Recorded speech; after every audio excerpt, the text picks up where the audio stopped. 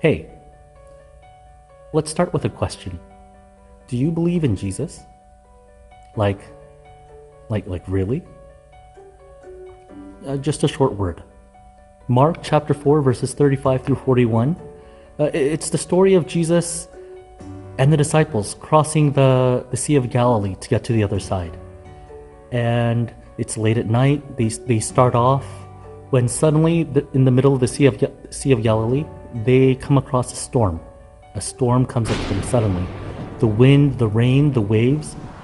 Suddenly it's too much for the disciples who were seasoned fishermen. This is something they were used to, but suddenly they realize that this storm is something else. This storm is a little too much for them, and they're afraid that they're going to drown.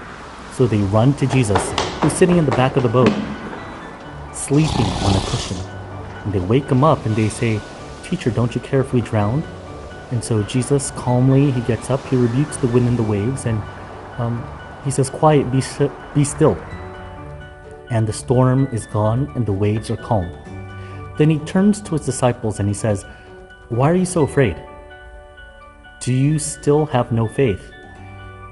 To which the disciples reply, in verse 41, they respond, "They were terrified of each other and they said, 'Who is this? Even the wind and the waves obey him.'" Now, when I was around high school, I remember reading this passage and I didn't understand why the disciples responded that way. I thought, how foolish are they? They went and asked Jesus for help, and when he actually helps, they're terrified?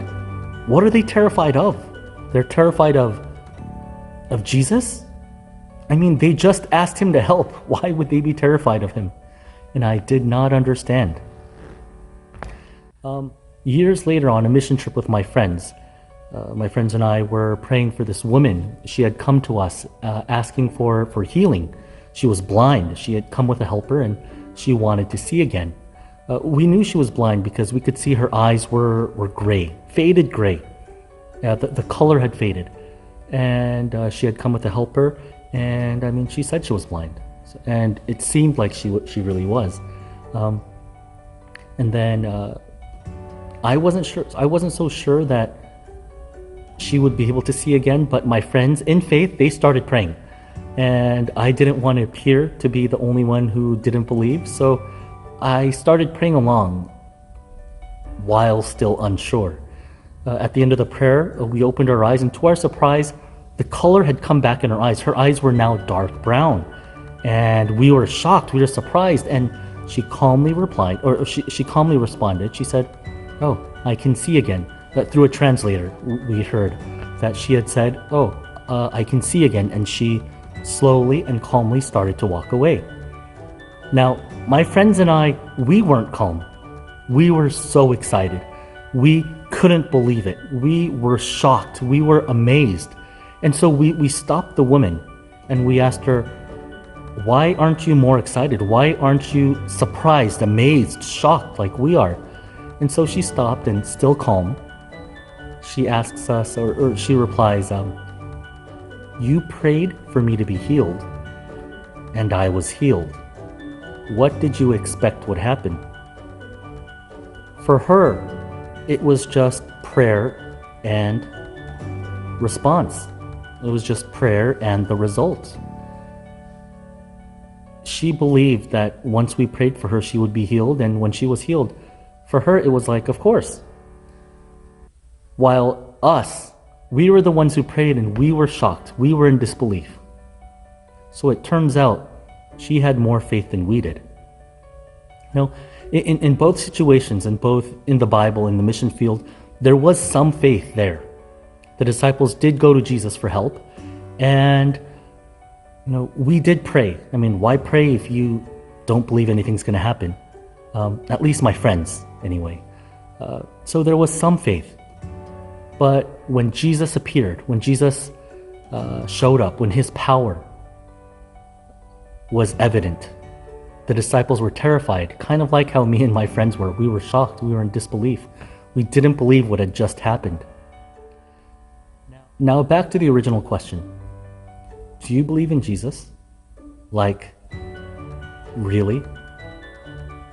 Many times we say we do, and it seems like we believe. But do our actions always reflect it? Do we really believe? Maybe we believe Jesus kind of. Or maybe we believe and we trust God with some things, but not with other things.